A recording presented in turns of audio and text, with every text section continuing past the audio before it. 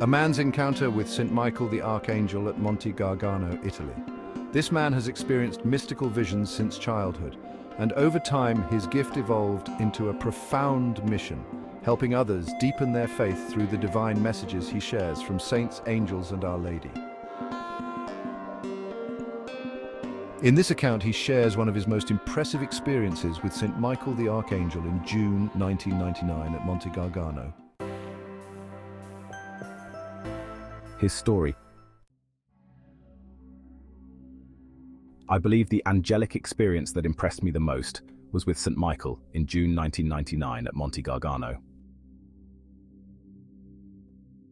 We were a small group of about 30 people, many of whom were older women.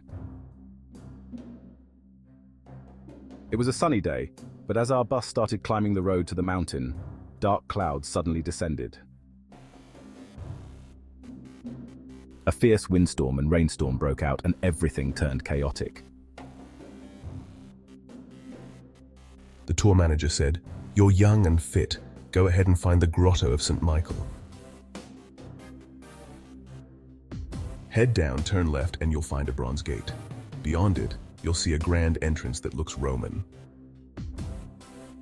Go down the stairs to the grotto, where St. Michael inhabited and blessed the church with his sword. It's going to take time to get everyone else off the bus, so go ahead." Do you think I can find it in this darkness? Yes, you can, you'll find it. Just go. It will take a while to get these ladies out of here. So I ran ahead. I went, and eventually I found the imposing entrance, just as he had described, and it was beautiful despite the darkness around me. I was alone because the older ladies couldn't keep up, and the storm made everything confusing.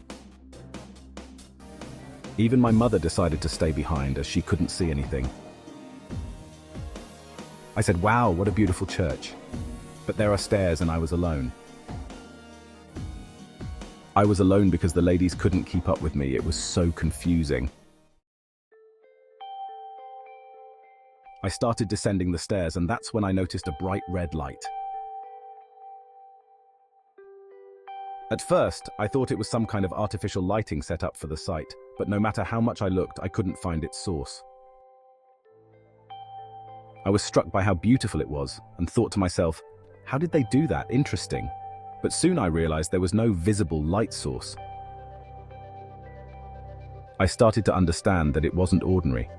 It was the light of St. Michael.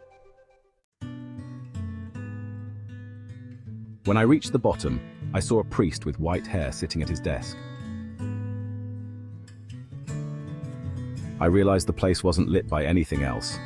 It was just that red light, which seemed to come from St. Michael himself. To my right, I saw another light, a greenish glow, rising beautifully from the place where St. Francis had once laid his head and made the Tau symbol. I thought, that's the spot, I realized. Well, there's no light for anything. I'm the one who can see the light of the place. Then I felt goosebumps all over. I thought, wow, what an amazing place this place is. Overcome with emotion, I knelt down and placed my head on the Tau spot where St. Francis had placed his head. I started praying fervently, feeling the holiness of the place. The atmosphere was overwhelming. The priest didn't even show a reaction.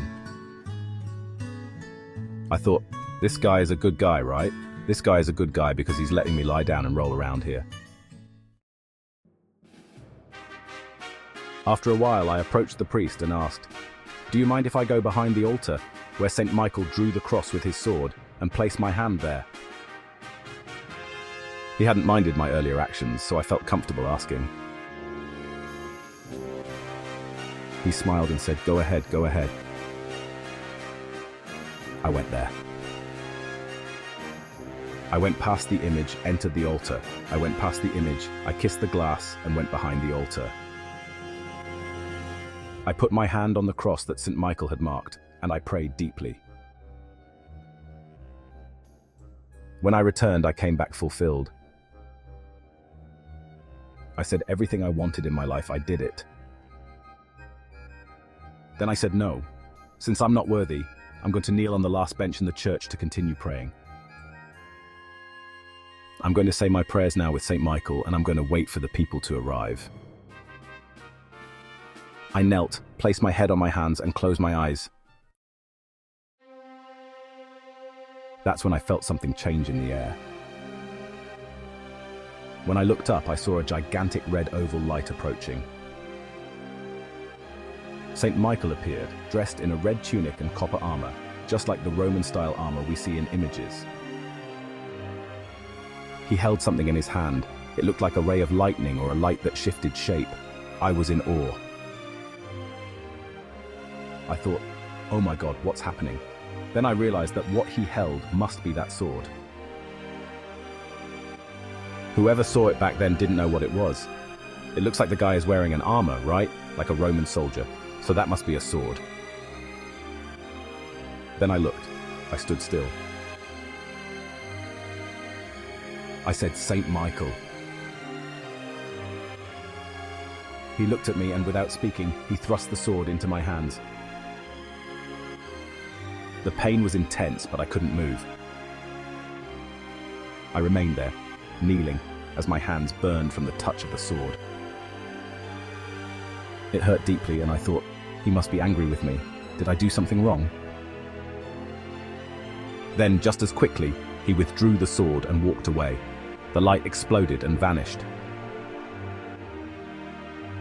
I was left in shock, wondering why did he do that? He must be upset. But my guardian angel was with me and reassured me. It was a blessing. I couldn't understand how such pain could be a blessing. I even joked, a blessing like that? I won't be able to play guitar tomorrow. But my angel remained silent after that. None of them ever told me what that was for.